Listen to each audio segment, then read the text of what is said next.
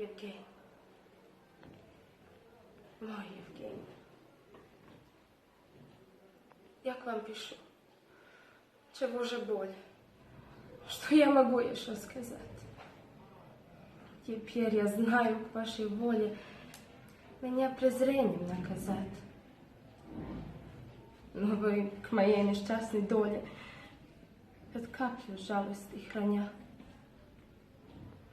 Вы не оставите меня. Сначала я молчать хотела, поверьте, моего стыда. Вы не узнали никогда, когда надежду я имела. Хоть и редко, хоть и в неделю раз. В деревне нашей видят вас, чтоб только слушать ваши речи. Вам слово молвит и потом все